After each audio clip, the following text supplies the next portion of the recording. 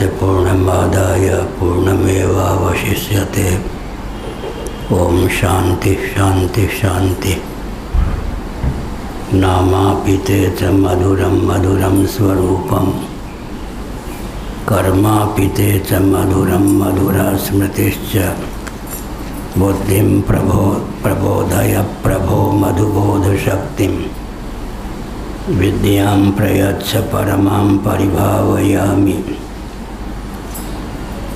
कोमलं कूजयन् वेणुं श्यामलोऽयं कुमारकः, वेदवेद्यं परं ब्रह्म भासतां हृदये मम। कूजन्तं राम रामेति मधुरं मधुराक्षरम्, आरुह्य कविता शाखां वन्दे वाल्मीकिकोकिलं।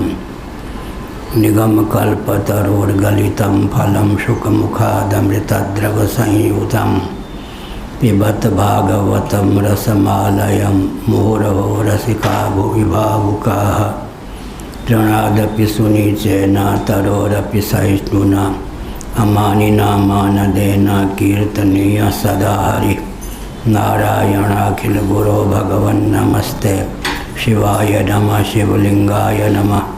तन्मे मनः शिव संकल्पमस्तु, सर्वे भवन्तु सुखिनः।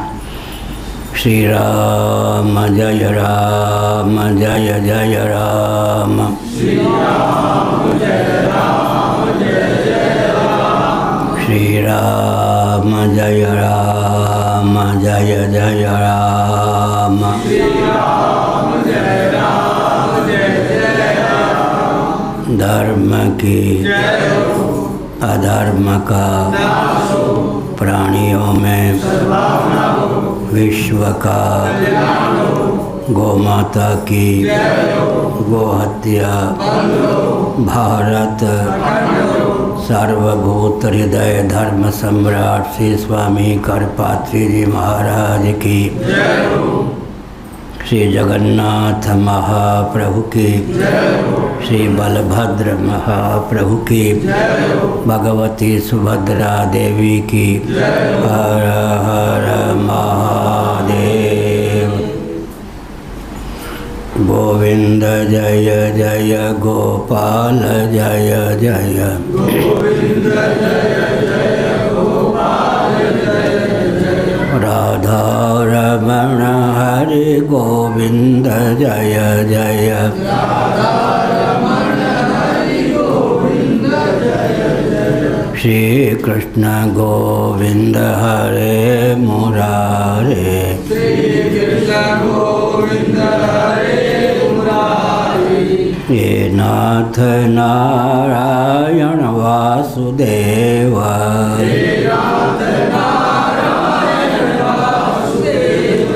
गोविंद जय जय गोपाल जय जय। गोविंद जय जय गोपाल जय जय। राधा रमण हरि गोविंद जय जय। राधा रमण हरि गोविंद जय जय। गोविंद जय जय गोपाल जय जय। गोविंद जय जय गोपाल जय जय। राधा रमण हरि गोविंद जय जय। राधा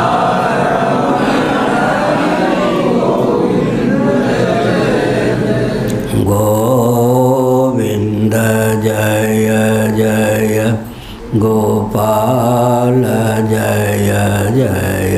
गोविंद जय जय गोपाल जय जय।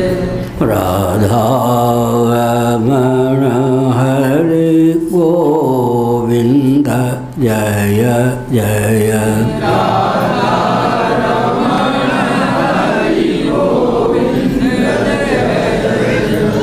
श्री वृंदावन बिहारी लाल की जय।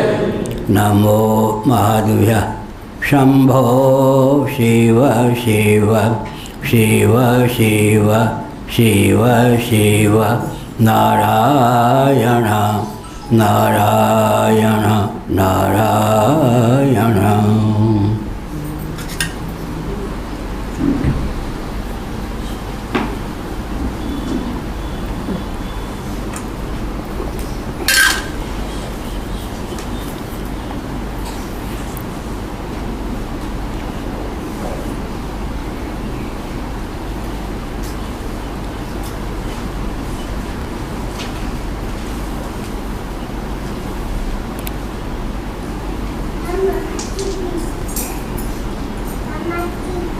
हाँ माइक ले लो। नारायण। श्रीमद्भागवत सप्तम स्कंद अध्याय 10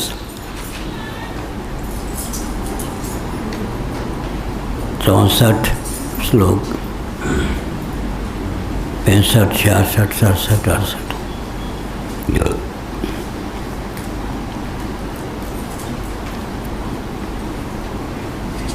ते सुरायपि पश्यन्तो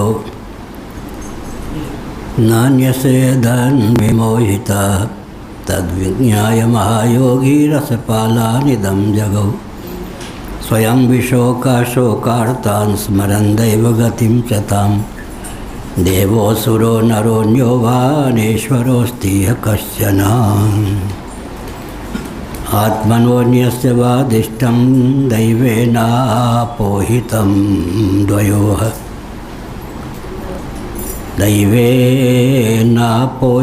द्वयोः अथासौ शक्तिविश्वाभिशम्भो प्राधानिकं व्यधात् धर्मज्ञानविरक्त्रियेधि तपो विद्याक्रियादिभिः रथं सूतं ध्वजं वाहन् धनुर्वर्मशरादियत् सन्नद्धो रथमास्थाय शरं धनुरुपादधे शरं धनुषसन्धाय मुहूर्ते विदितीश्वरः। राम राम नारायण।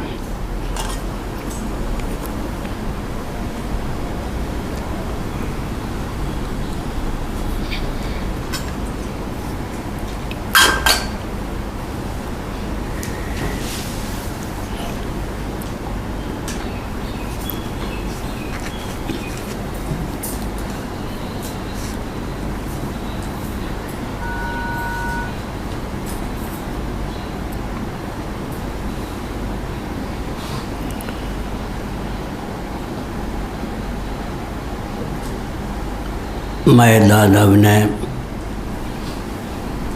मायावी होने के कारण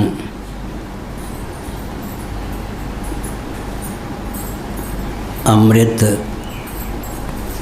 से भरपूर कुंडों की संरचना की।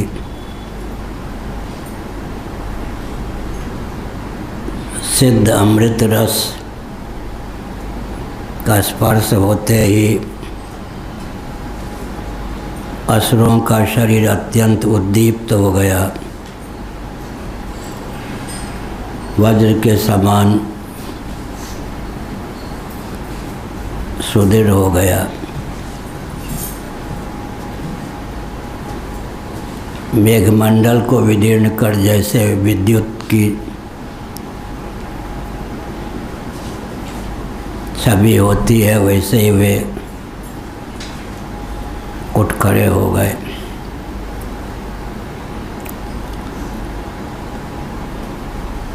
ये जो सम्मुख भगवान श्री कृष्ण हैं, जिनका मौलिक स्वरूप से विष्णु ही सिद्ध हैं, इन्होंने जब विष्णु रूप से देखा कि शिव जी अपने संकल्प को पूरा न कर सके और संकल्प को पूर्ण न करने के कारण वे उदासीन हो गए, आजकल की भाषा में मनहूस हो गए, मनोमालिन्य को प्राप्त हो गए। तब उन्होंने उन मायावियों को छकाने की भावना से स्वयं को गाय के रूप में अभिव्यक्त किया और ब्रह्मा जी को बछड़ा वत्स बना दिया।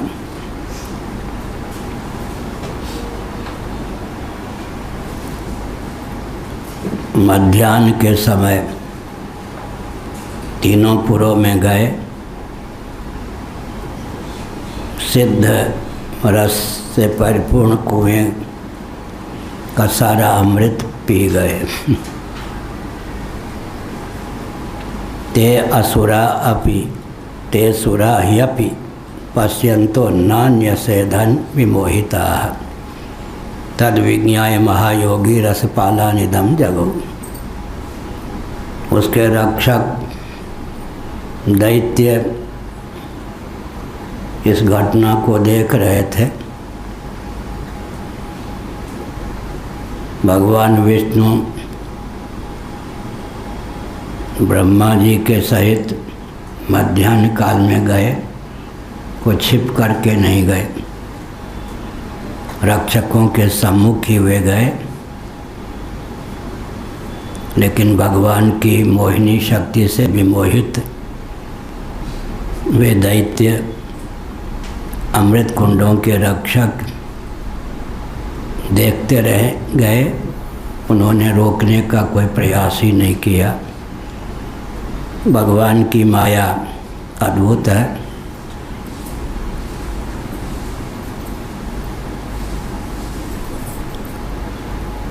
मयासुर को इस घटना का पता चला, लेकिन वह भी शोक संतप्त नहीं हुआ। भगवान की इस लीला का स्मरण करके उसने अपने आप को प्रशांत ही रखा। किसी प्रकार उसके जीवन में हलचल, उद्वेग, वेदना या शोक की स्फूर्ति नहीं हुई। इससे सिद्ध होता है कि देवता हों या असुर, अंत में सबके जीवन में स्थितप्रज्ञता चाहिए। संसार में कभी सफलता कभी असफलता मिलती है। असुर लोग भी कभी असफल हो जाते हैं, कभी सफल होते हैं। देवता भी कभी असफल होते हैं, कभी सफल होते हैं। जीवन में द्वंद्व और दुख न मिले कह पाना कठिन है। व्यवहार भूमि जागृत और स्वप्न है। द्वंद्व और दुख जागृत और स्वप्न की शोभा है। गाढ़ी नींद में द्वंद्व और दुख से हम अतिक्रांत होते हैं, लेकिन वो व्यवहार भूमि नहीं है। हमने कई बार संकेत किया कि सारा खेल अहमिति को लेकर है। अहमिचा प्रसुप्ते, श्रीमद् भागवत के 11 स्कंद के अनुसार आम जब सो जाता है तब सुसुप्ति की समुपलब्धि होती है। गाढ़ी नींद हमारे आपके जीवन में एक ऐसी अवस्था है जो द्वंद्व और दुख से अतिक्रांत है। सर्दी, गर्मी, भूख, प्यास इत्यादि द्वंद्वों की गति गाढ़ी नींद में हम आप तक नहीं होती। दैहिक, दैविक, भौतिक किसी ताप की प्राप्ति भी गाढ़ी नींद में नहीं हो पाती। इसका अर्थ है कि जब तक अहमिति उच्छलित है, अहम भाव उच्छलित है, तभी तक द्वंद्व और दुख की प्राप्ति तथा व्याप्ति है। अब अहमिति को लेकर व्यवहृति हो, व्यवहार हो, द्वंद्वों की प्राप्ति हो, फिर भी दुख न हो, यही विवेक की कसौटी है।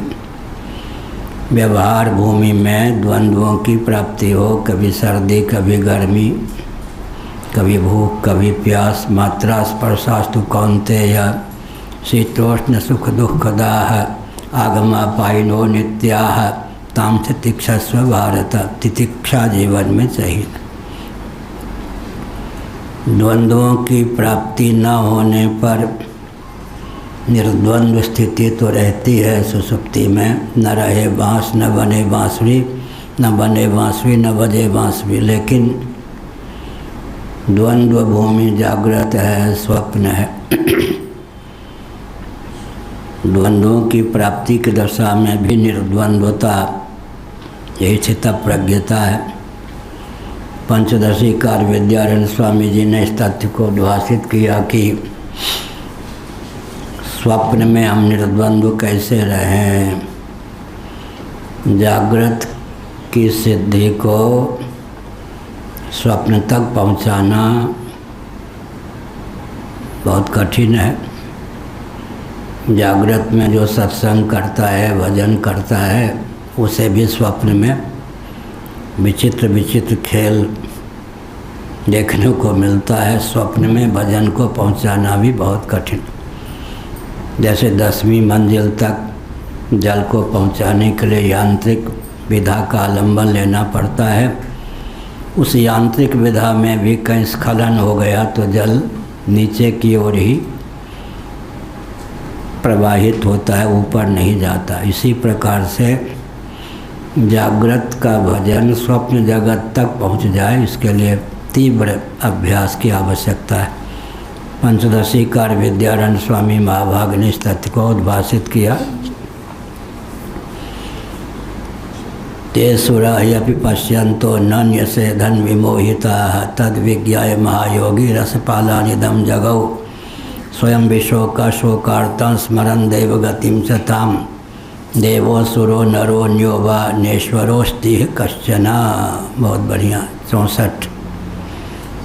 आत्मनोन्यस्य वादिष्टं दैवे नापोहितुं द्वयोः अथासौ शक्ति विश्वाभिः शंभो प्राधानिकं व्यधात्। धर्मज्ञान विरक्तृद्धि तपो विद्या क्रियादिभिः रथम सूतम ध्वजम वाहन धनुर्वर्म शरादियत। 66।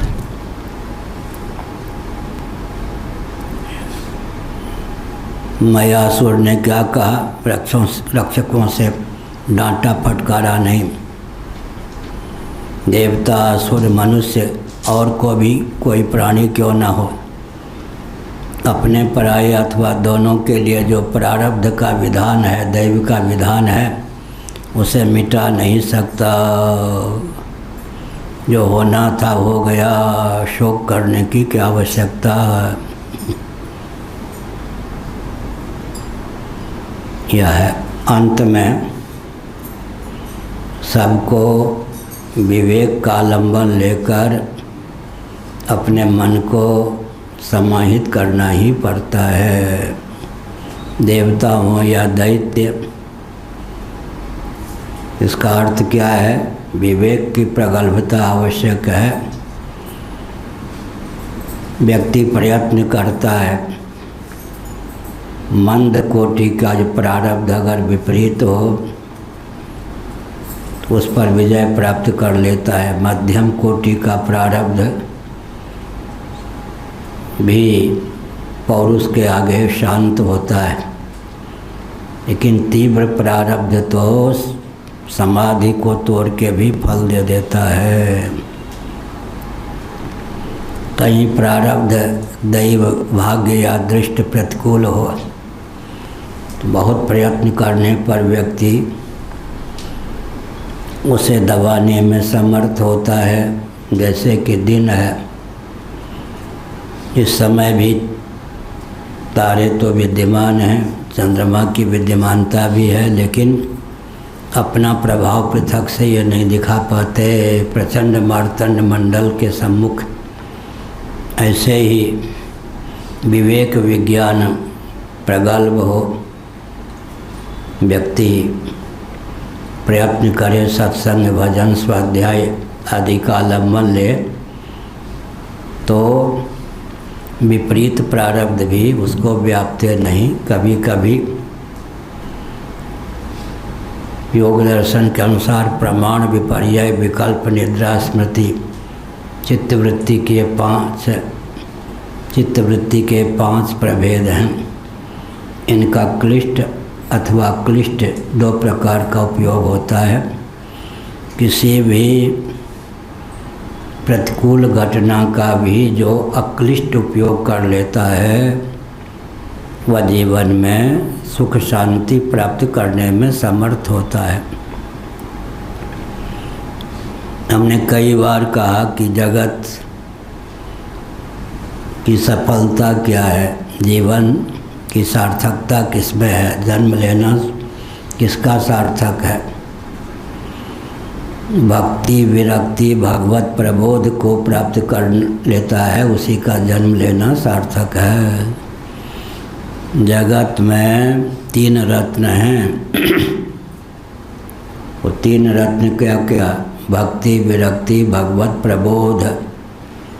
भगवान के चरणों में अनुरक्ति भक्ति है, भगवत तत्व का विज्ञान भगवत प्रबोध है। अनात्म वस्तुओं में रति न रह जाए, विरक्ति हो जाए, यह वैराग्य है। भक्ति विरक्ति भगवत प्रबोध, ये 3 रत्न हैं। 1 अरब रुपये प्राप्त भी कर लिया, बेटे पोते सबसे संपन्न भी हो गए, लेकिन भक्ति विरक्ति भगवत प्रबोध इन 3 रत्नों को प्राप्त नहीं किया तो जीवन निरर्थक गया। जन्म लिया है तो मृत्यु अनिवार्य है, जातस्य ध्रुवो मृत्यु हो। लेकिन अगर अकृतार्थ होकर मर गए, देह त्याग किया, तो पुनर्जन्म स्वाभाविक है। सुन रहे हैं ना ध्यान से? हाँ, बहुत ध्यान है। 2 जगह ध्यान रहता है एक दूसरे का, ये और वो। हाँ, वो 2 ठीक है, बढ़िया। तो क्या अर्थ हुआ? भक्ति विरक्ति भगवत प्रबोध, ये 3 रत्न हैं। इनको प्राप्त करने पर ही जन्म लेना सार्थक है, अन्यथा नहीं। भगवान शंकराचार्य महाभाग ने मणिरत्नमाला प्रश्नोत्तरी नामक पुस्तिका में लिखा, किसका जन्म लेना सार्थक है। अनंत कोटि ब्रह्मांड में असंख्य प्राणी नित्य जन्म लेते हैं, प्रतिक्षण जन्म लेते हैं। अनंत कोटि ब्रह्मांड में असंख्य प्राणी प्रतिक्षण देह त्याग करते हैं, मरते हैं। उन्हीं का जन्म लेना सार्थक है। यस्य पुनर्न जन्म, जो पुनर्जन्म पर विजय प्राप्त करने के लिए जन्म लेते हैं।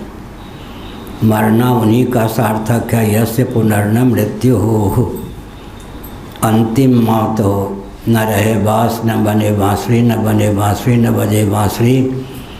आगे जन्म ही न हो तो मरना क्या होगा। इसलिए मरना किनका सार्थक है, जो मृत्यु पर विजय प्राप्त करके देह त्याग करते हैं। अज्ञान सिद्ध जन्म और मृत्यु की अनादि अजस्र परंपरा का आत्यंतिक उच्छेद ब्रह्मात्म तत्व के एकत्व विज्ञान के अमोघ प्रभाव से जिन्होंने प्राप्त कर लिया है, उन्हीं का जन्म लेना सार्थक है। जीवित रहना सार्थक है, मरना सार्थक है। लंबा वाक्य हो गया।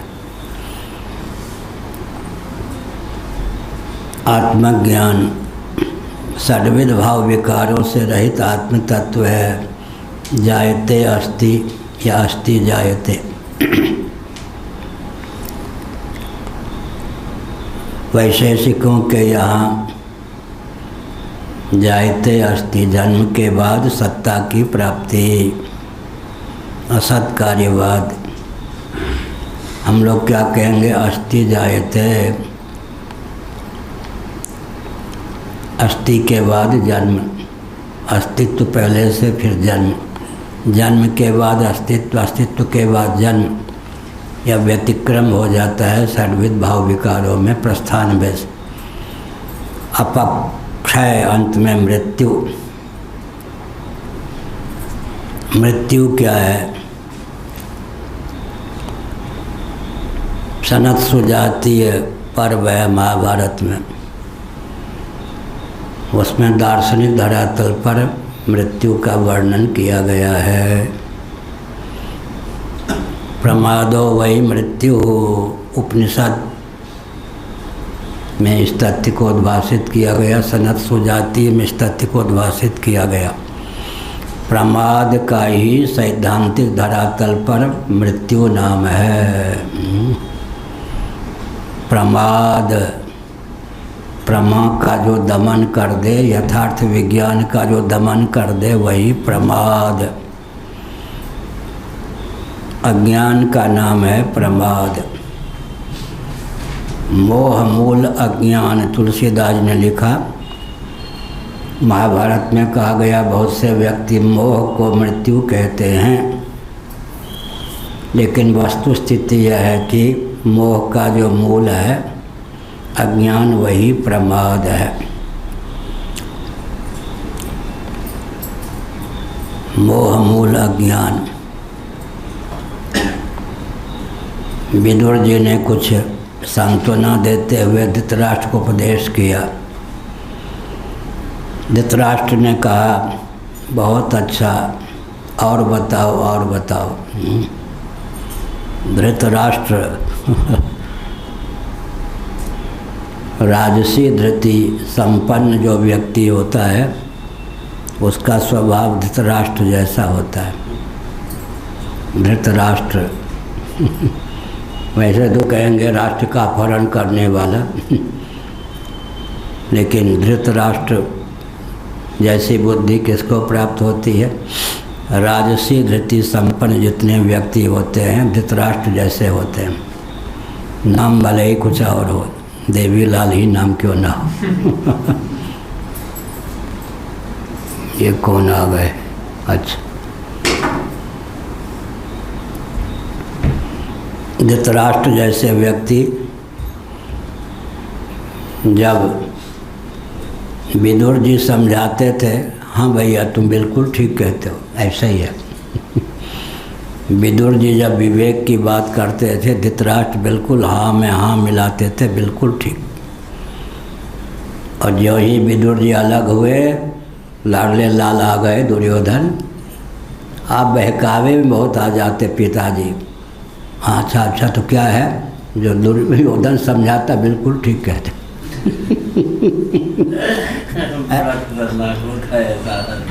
केदार घाट। तो राजसी धृति वाला जो है बहुत विकट होता है। जो सामने आ जाए उसका समझाना जो है उस पर सार्थक हो जाता है। डमाडोल धृति राजसी, जो जैसी पोल पट्टी पढ़ा दे उसी में हाँ हाँ बात तो बिल्कुल ठीक है, तो इधर हमारा ध्यान ही नहीं गया था, अब ऐसे ही करूँगा। अब दूसरा आ गया, वो समझा दिया हाँ बिल्कुल ठीक, इधर तो मेरा ध्यान ही नहीं गया था। ऐसा व्यक्ति किसका कब तक होगा कह पाना कठिन। किसी की निंदा में तात्पर्य नहीं है, निरीक्षण करना चाहिए अपने जीवन का कि राजसी धृति है तो गंगा गए तो गंगा दास, यमुना गए तो यमुना दास, ठीक है। वहाँ गंगा जी जाए तो गंगा जी का नाम लीजिए, यमुना जी जाए, दोनों पवित्र धारा है।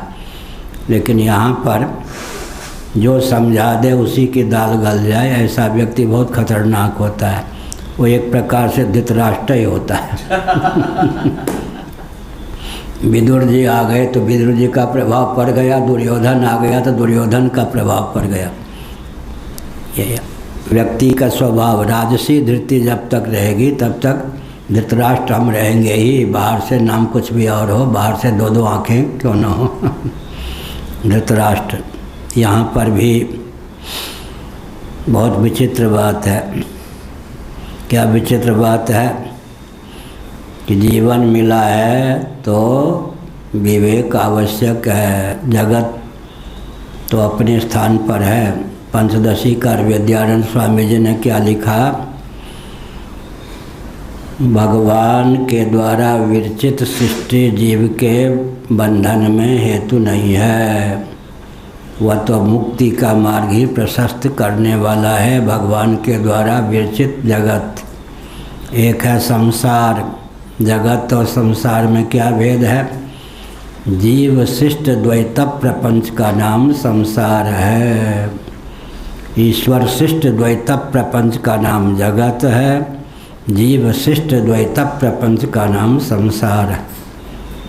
अगर जगत और संसार दोनों शब्द एक साथ प्रयुक्त हो जाएं तो पुनरुक्ति दोष के वारण के लिए अवान्तर अर्थ कर लेना चाहिए। दो पर्यायवाचक शब्द किसी विद्वान के द्वारा युगपत प्रयुक्त हों तो अवान्तर अर्थ में भेद कर लेना चाहिए। मधुकर और मधुप दोनों का अर्थ तो भ्रमर ही होता है, लेकिन कोई विद्वान एक साथ कह दें मधुकर मधु, तो पुनरुक्ति दोष के निवारण के लिए मधुकर कर्तृत्व प्रधान नाम है, मधुप भोक्तृत्व प्रधान नाम है। अवान्तर भेद हो गया। जगत और संसार दोनों एक साथ प्रयुक्त हों तेजो बिंदु उपनिषद आदि की दृष्टि से, तो दोनों में अवान्तर भेद कर लेना चाहिए। जगत माने ईश शिष्ट द्वैत प्रपंच, भगवान ने जो द्वैत की रचना की उसी का नाम जगत। और मानि मानि बंधन में आयो, जीव शिष्ट द्वैत प्रपंच, जीव के द्वारा शिष्ट जो द्वैत है वही जीव के बंधन में हेतु है। उदाहरण के लिए हमको शरीर मिला है, इसको मान लीजिए ईश शिष्ट द्वैत प्रपंच, लेकिन इसमें हमने अहंता ममता कर ली, इसका नाम हो गया जीव शिष्ट द्वैत प्रपंच। जीव अपने लिए बंधन तैयार कर लेता है। ईश्वर के द्वारा विरचित जो जगत है, कल मैंने कहा था उपाय सोवत आराय, भगवत तत्व में बुद्धि के अवतरण के लिए क्या है, जगत है। उपाय सोवत आराय, भगवत तत्व में मनोनिवेश हो जाए, इसलिए क्या है, जगत की रचना जगदीश्वर को प्राप्त करने के लिए है। यत्र यत्र मनो याति तत्र तत्र परम पदम तत्र तत्र समाधया, जहाँ जहाँ मन जाए वहीं वहीं परम तत्व का दर्शन हो। ये बाह्य समाधि, अभ्यंतर समाधि। बाहर से व्यक्ति व्यवहृति संपन्न व्यवहार करता हुआ भी परिलक्षित हो, लेकिन समाधि निष्ठ हो सकता है। कश्मीरी शैवों ने कहा, उपनिषदों में भी यह वचन है, यत्र यत्र मनो याति तत्र तत्र परम पदम तत्र तत्र समाधयः। तांबे से बने हुए विविध आभू पात्र हों, ताम्र पात्र, पारखी व्यक्ति की जिस जिस ताम्र पात्र पर दृष्टि जाती है उस ताम्र पात्र में सन्निहित ताम्र का उसे दर्शन होता ही है। यह ताम्र पात्र है, यह भी ताम्र पात्र है। ऐसे ही भगवत तत्व ही क्या है, ग्राह्य ग्राहक होकर, कर्ता और कर्म होकर, सष्टा और सिद्ध होकर उल्लसित विलसित है। जहाँ जहाँ मन जाए वहीं वहीं अस्थिभाति प्रिय रूप भगवत तत्व का दर्शन कर लें। एक्सरे की रेज के समान हमारी दृष्टि पैनी होनी चाहिए। बाल और खाल का व्यवधान रहने पर भी अंतर्निहित आंतों का चित्र लेने में एक्सरे की रेज समर्थ होती है। ऐसे ही हमारी दृष्टि जो है एक्सरे की रेज के समान, किरण के समान पैनी होनी चाहिए। जहाँ जाए दृष्टि वहीं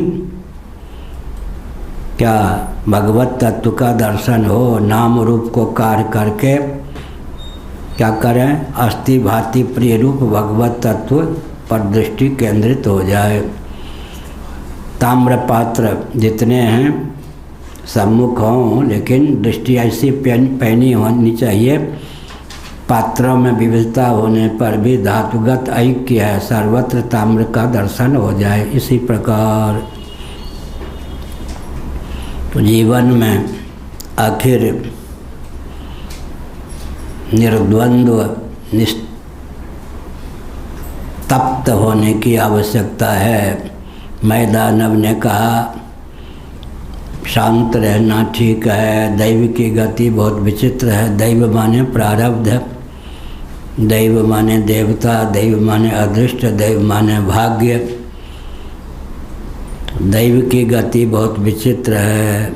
दैवे नोपोहितं द्वयोः आत्मनोऽन्यस्य वादिष्टं दैवे नोपोहितं द्वयोः अथासौ शक्तिविश्वाभिशम्भो प्राधानिकं व्यधात्। 65। देवता असुर मनुष्य अथवा अन्य कोई प्राणी क्यों न हो, अपने पराये दोनों के लिए जो प्रारब्ध का विधान है उसे मिटा नहीं सकता। कोई बात नहीं, जो होना था हो ही गया, शोक करने की क्या आवश्यकता है। उसके बाद भगवान श्री कृष्ण ने विष्णु रूप से, जब वो विष्णु भगवान के रूप में ही थे, श्री कृष्णावतार के बहुत पहले की बात, अपनी शक्तियों के द्वारा भगवान शंकर के युद्ध की सामग्री तैयार की। अथासौ शक्तिभि स्वाभि शंभो प्राधानिकम व्यधात्। प्राधानिक माने प्राधानिकम व्यधात्। प्राधानिक माने सामग्री। भगवान विष्णु ने क्या किया, शिव जी के लिए युद्ध की सामग्री तैयार की। यहीं कल विराम दिया गया था। तुलसीदास जी ने इन सब का अनुवाद कर दिया अपने ढंग से। जय जय होय सो स्यंदन आना, जिससे विजय की प्राप्ति होती है वह स्यंदन रथ तो कुछ और ही है। रावण रथी विरथ रघुवीरा, देख विभीषण भयो अधीरा। रावण रथी, रावण तो रथ पर आरूढ़ था, भगवान तो वनवासी ठहरे। भगवान को तो रथ प्राप्त नहीं था। बहुत विचित्र बात। जिन देवताओं के आंसू को पोंछने के लिए भगवान ने रामभद्र का रूप धारण किया, उनमें सबसे प्रथम देवराज इंद्र। इंद्र देखता रहा कि राम जी जो हैं क्या है, रथविहीन है, और रावण बहुत बलवान है, रथी है। रावण रथी विरथ रघुवीरा, देख विभीषण भयो अधीरा। लेकिन इंद्र को हो रहा था क्या पता रावण ही विजयी हो जाए, राम जी हार जाएं। अगर राम जी हार गए तो कचूमर निकाल देगा रावण। जिनकी प्रार्थना पर अवतार लिया उसने भी साथ कब दिया, तब उसे मालूम पड़ा कि राम जी अब जीते बिना नहीं रहेंगे।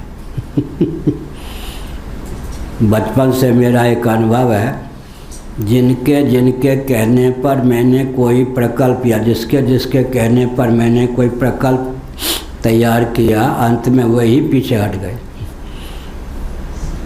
तो मैंने कहा कि मैंने विवेक पूर्वक प्रकल्प को स्वीकार किया, तुम हट जाओ या चाहे विरोधी बन के आ जाओ, मुझ पर कोई असर नहीं पड़ता। किसी के कहने पर कोई कदम उठावें तो पहले सोच लेना चाहिए, कल अगर यह दूर भाग गया जितू पप्पू कोई भी हो तो भी कोई बात नहीं। विवेक कहता हो कदम उठाना चाहिए तो उठावें। साथ देने वाले साथ दें, न देने वाले न दें। साथ देने वाले ही कहीं उपेक्षा कर दें या अड़ जाएं, कोई बात नहीं। यही विचित्र बात। तब इंद्र ने देखा कि राम जी विजय प्राप्त ही कर लेंगे, तब उसने मातली, इंद्र के रथ के सारथी का नाम है मातली, मातली को कहा कि देवराज इंद्र ने आपके लिए रथ भेजा है, आप स्वीकार कीजिए। राम जी के पास रथ भेजा। जिनके कहने पर कोई कदम उठाया जाता है वो भी देखते हैं कि अब ये जीत ही जाएंगे, तब सहयोगी बनते हैं। गिने चुने ऐसे व्यक्ति होते हैं, मेरे कहने पर अमुक महानुभाव ने अमुक कदम उठाया है तो मुझे साथ देना ही चाहिए। यहाँ भी एक विचित्र बात, भगवान विष्णु ने सोचा कि शिव जी के लिए युद्ध सामग्री तैयार करनी चाहिए। जय जय जय हो सो चंदन आना। यहाँ का भाव दैवी संपत्ति संपन्न व्यक्ति जो होता है अंतर्निहित अस्त्र शस्त्रों के द्वारा सर्वत्र विजयश्री प्राप्त कर लेता है। कालिदास महाभाग ने लिखा क्रिया सिद्धि सत्वे। व्यवहार में जो सिद्धि प्राप्त होती है वो सत्व पर निर्भर है। विवेकपूर्ण जो निश्चय है उस पर निर्भर है। बाहर से सामग्री हो या न हो, अगर किसी का संकल्प सुदृढ़ है तो विजयी हुए बिना नहीं रहेगा। बाहर की सामग्री भी उसे कालांतर में प्राप्त हो ही जाएगी। और भी कला है। रावण जैसे दुर्दांत पर 100 लाख पूत 1.25 लाख नाती तय रावण घर दिया न बाती। एक कहावत है 100 लाख पूत, पूत माने पुत्र, 1.25 लाख नाती पौत्र। 100 लाख पूत 1.25 लाख नाती तय रावण घर दिया न बाती। राम जी का युद्ध कौशल देखिए। अयोध्या से एक सैनिक बुलाए किया, एक राशन, और क्या किया, सुग्रीव बीच में ही मिल गए, उधर से विभीषण को ले लिया। और राम जी की बात यह है, और रावण जैसे दुर्दांत पर विजय प्राप्त कराए। भरत तो अनुगत थे, लेकिन अयोध्या से कोई 1 किलो सामग्री भी नहीं, एक सैनिक भी नहीं। तो व्यक्ति जब चले तो जहाँ जाए वहीं से सामग्री और साधन बटोर करके अपना काम कर ले। कृष्ण भगवान गए मथुरा, किसी से चंदन ले लिया, किसी से कुछ ले लिया, कुबरी उससे भी अंत में क्या हुआ, कंस पर विजय प्राप्त कराए। यह है महापुरुषों का लक्षण, श्री राम और श्री कृष्ण। क्या जहाँ जाए वहीं की सामग्री से सब काम कर ले, या जहाँ जाए। बहुत बढ़िया। एक व्यक्ति के बुद्धि कौशल की परीक्षा ली गई। उसे एक राजा ने उसके बुद्धि कौशल की को पहचानने की दृष्टि से क्या किया, एक वनवास दे दिया। ऐसी जगह जहाँ स्वर्गोपम दृश्य बनाने की सारी सामग्री थी, लेकिन सब विभत्स सामग्री परिलक्षित होती थी। कहीं गोबर का ढेर पड़ा था, कहीं फावड़े के बेंट उधर, फावड़ा उधर, कहीं चना जौ मटर आदि के बीज उधर उधर सब बिखरे हुए थे। देखने पर नरक जैसा लगता था। उस विचित्र व्यक्ति ने देखा अद्भुत सौंदर्य, माधुर्य, सौरस्य, सौगंध आदि से युक्त वाटिका बनाने की सारी सामग्री बिखरी हुई है।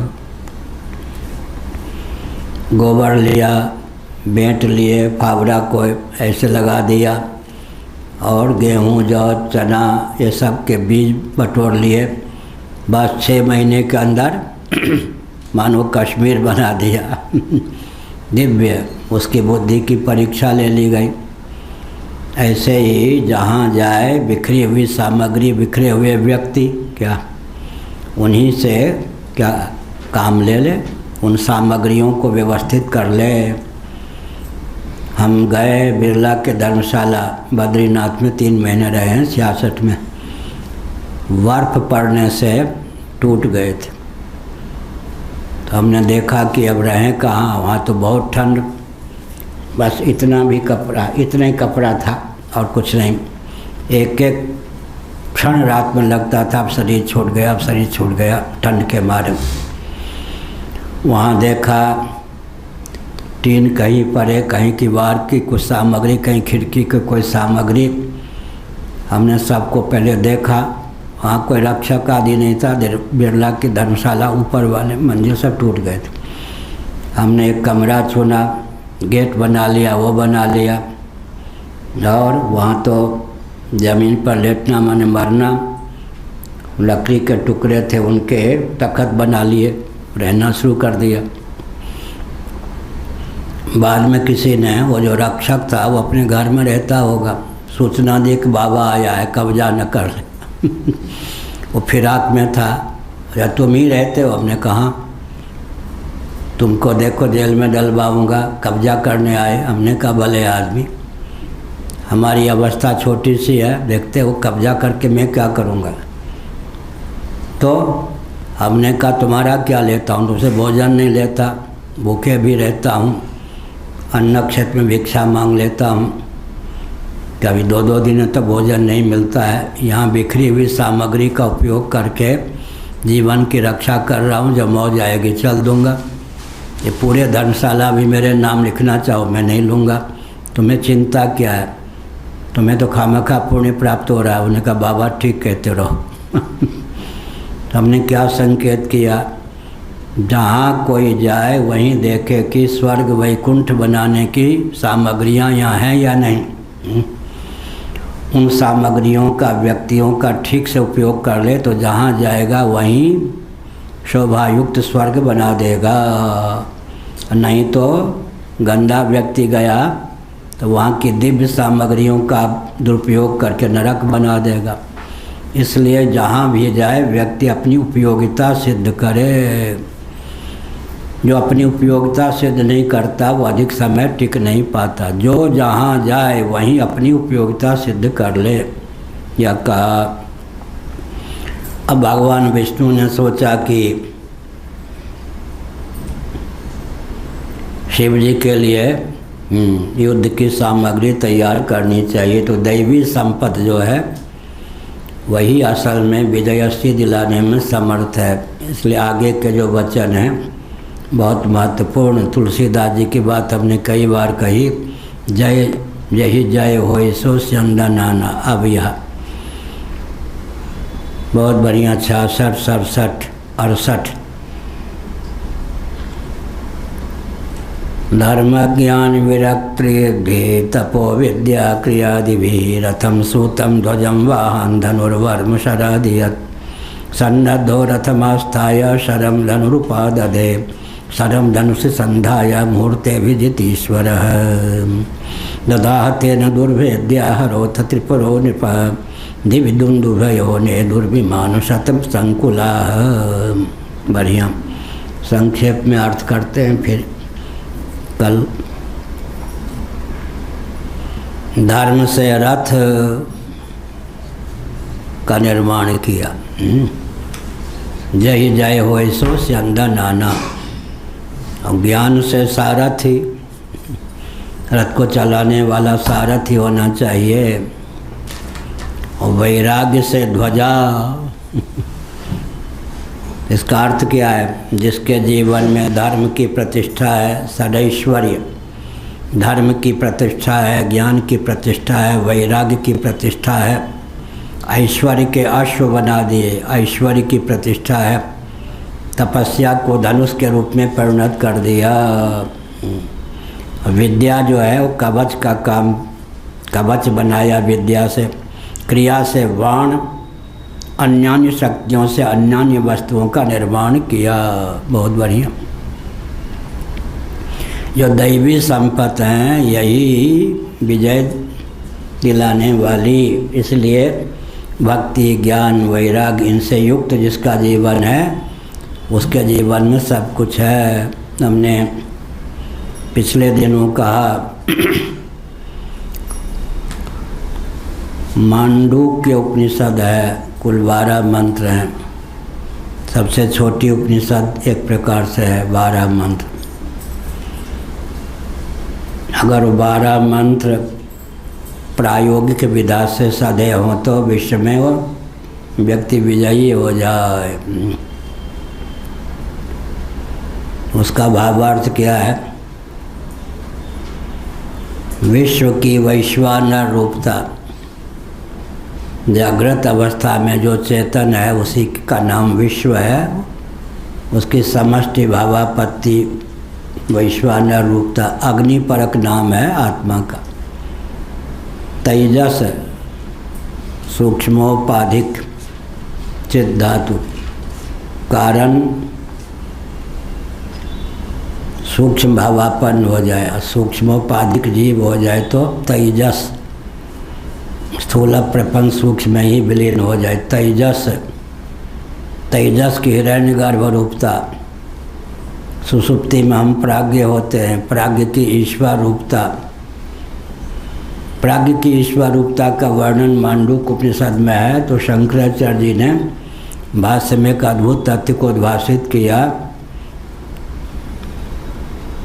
व्यष्टि अहमिति,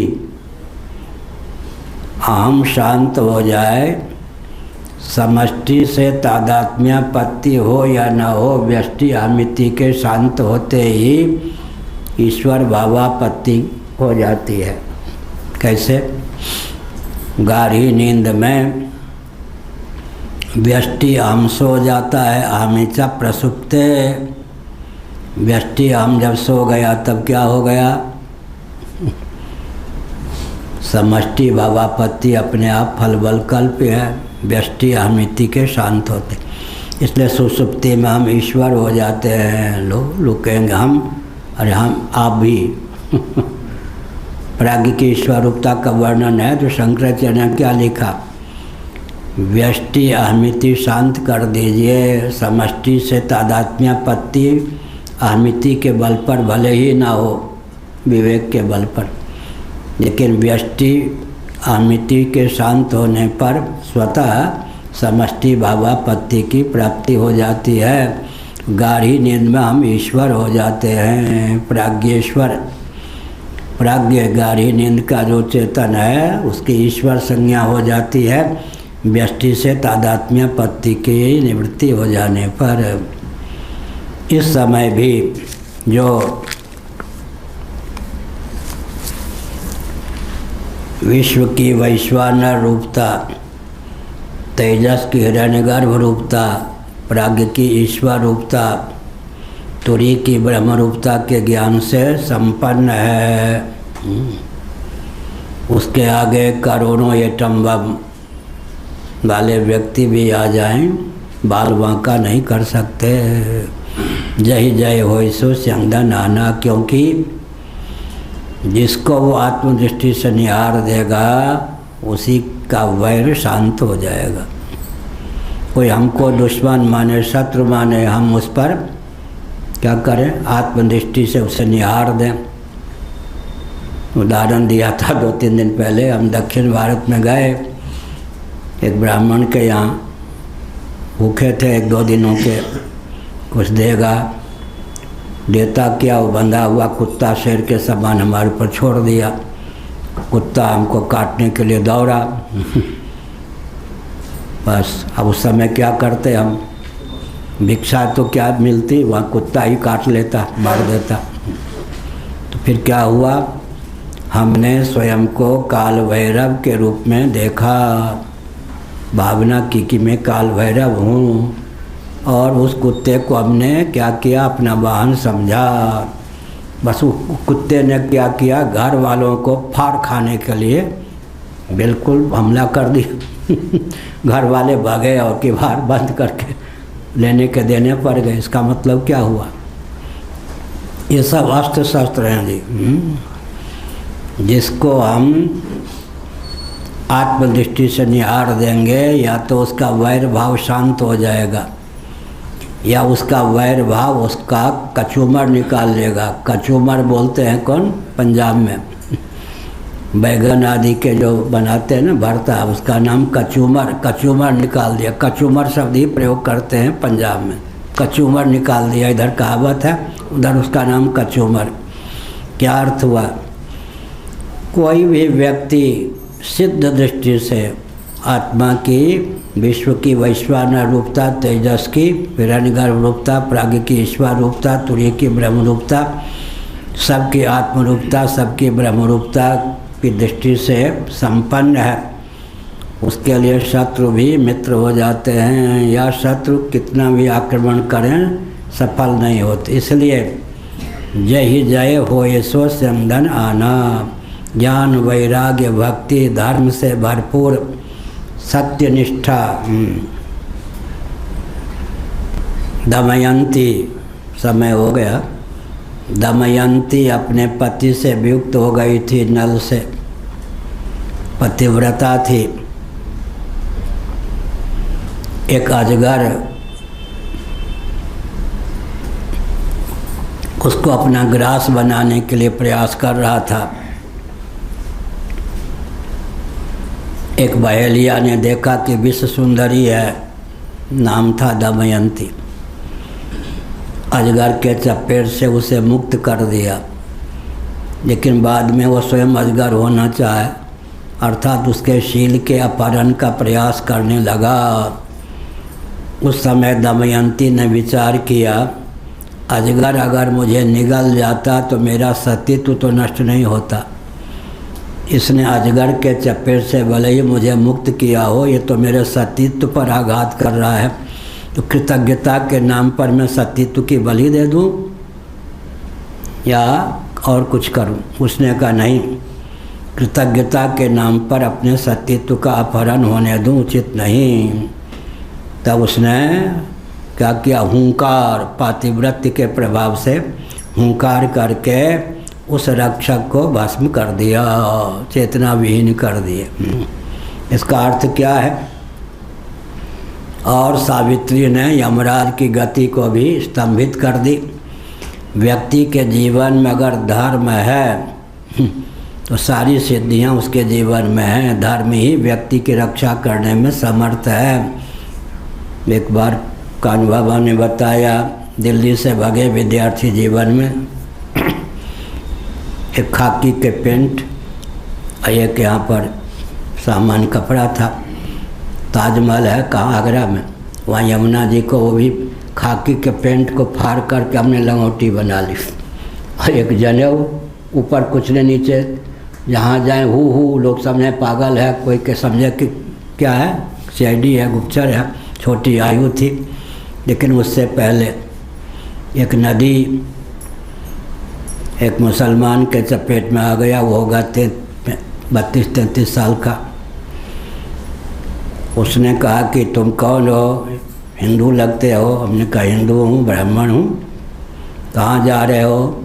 भगवान जहाँ ले जा रहे, भगवान के भरोसे जा रहा हूँ। कहाँ से आए? मैं दिल्ली का विद्यार्थी रहा हूँ, DCM हायर सेकेंडरी स्कूल का। कहाँ जा रहे हो? बाबा हो, मैं तो अपना जीवन विरक्त भाव से व्यतीत करना चाहता हूँ। खूब हंसा। अब तुम्हें मैं मार दूंगा और नदी में बहा दूंगा, कौन रक्षा करेगा? मैंने कहा अच्छा, जिसके बल पर चला हूँ वो रक्षा करेगा, रक्षा कर लेगा। हाँ, तुम्हें मार रहा हूँ, तुम्हें गला दबा दूंगा और नदी में फेंक दूंगा। हमने कहा अच्छा, 2 मिनट का समय दोगे? वो खूब हंसा। फिर उसने विसिल बजाई। रेलवे विभाग की सामग्री के रक्षक, उसके बिरादरी के और लोग थे, मुसलमान लोग थोड़ी दूर पर, उन सबों ने भी विसिल का समय लिया कि कोई किसी को मारने जा रहा है। हमने कहा 2 मिनट। खूब हंसा। 2 मिनट में कौन रक्षा करेगा? हमने कहा देखो 2 मिनट में कोई रक्षक नहीं आवेगा तो मार देना।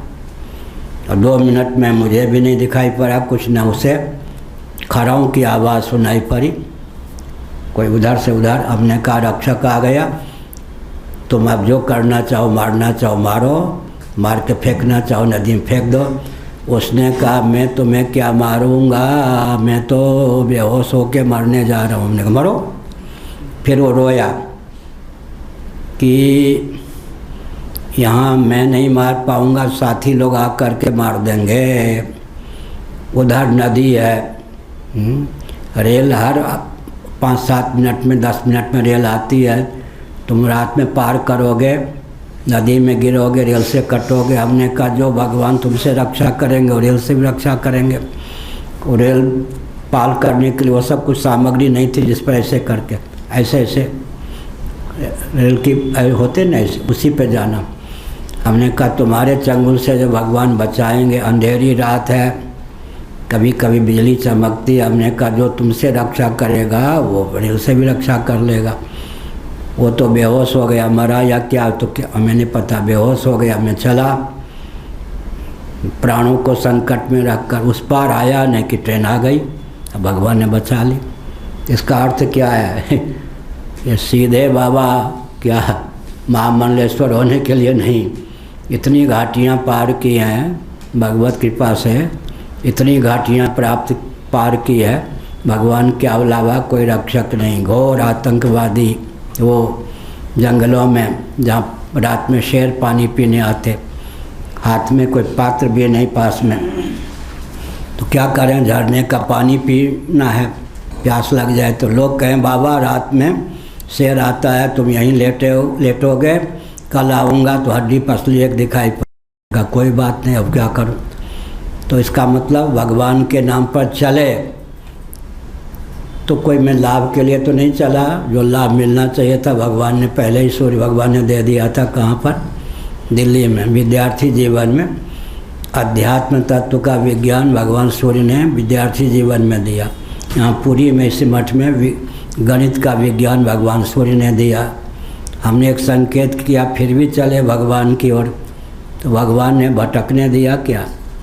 हाँ, एक ही बात कह दूँ, मालूम पड़ गया घर वालों को कि भीख मांगता है, बाबा हो गया है जगह जगह, तो उन लोगों ने कहना शुरू किया, कुल में कुठार कलंक पैदा हुआ, भीख मांगता है, बाबा हो गया, दिल्ली की पढ़ाई छोड़ के। अब जब वो शंकराचार्य के पद पर प्रतिष्ठित हुआ, मेरा कोई संपर्क घर से न था न है। हमारे परमाचार्य पूर्वाचार्य जी ने अभिषेक किया तो उनको भी मालूम नहीं था, ब्राह्मण हुए तो मालूम ही था, पूज्य श्री करपाती जी महाराज का शिष्य हूँ ये भी मालूम था, उनसे भी मैंने 5 साल पढ़ा था चौमासे में। तो वो एक कांपते हुए जवान से उन्होंने कहा संभवतः इनका शरीर उस प्रांत का हो, उस कुल के ब्राह्मण हो। हमारी ओर देखा, हमने हाँ नहीं किया, ना नहीं किया, मुस्कुरा दिया। अब वो सीधे प्रसारण था, किसी ने बड़े भाई से कह दिया, अरे वो भीख मांगने वाला जो आपका भाई था वो तो शंकराचार्य हो गया। तो वहाँ से उन लोगों ने सोचा कुल के लिए अंगार नहीं कुलदीप हो गया। लोग कौन सा प्रमाण पत्र लें, कुल अंगार हो गया या कुलदीप हो गया तो क्या हुआ? अपने मार्ग पे चलना चाहिए। निंदा करने वाले निंदा करेंगे, प्रशंसा करने वाले प्रशंसा करेंगे, न निंदा का प्रमाण पत्र चाहिए न प्रशंसा का। चलते चलो चलते चलो चलते चलो। हम क्या संकेत करते हैं? हिंदू राष्ट्र होना है भारत को पड़ोसी राष्ट्र जो है वो भी भारत में मिलना ही है। इसलिए हमने संकेत किया चलते चलो, लक्ष्य महान हो, कोई ऐसा नहीं, अपना कोई चिंतन नहीं। तो यहाँ पर का धर्म ये सब भगवान ने शिव जी के लिए तो क्या किया? धर्म ज्ञान वैराग्य ये सब जो दैवी संपत्ति हैं वही उन अस्त्र शस्त्र का रूप धारण कर लेते हैं। व्यक्ति अपने धर्म से ही सुरक्षित रहता है। जिस प्रकार दमयंती अपने धर्म से सुरक्षित रही और अंत में हुंकार मात्र से वो जो व्यक्ति उसके शील का अपहरण करना चाहता था उसको भस्म कर दिया। तो धर्म के मार्ग पर चलने वाले का बाल बांका नहीं होता। हर हर महादेव। श्रीमद् जगद्गुरु शंकराचार्य भगवान की जय हो। धर्म की जय हो। धर्म का नाश हो।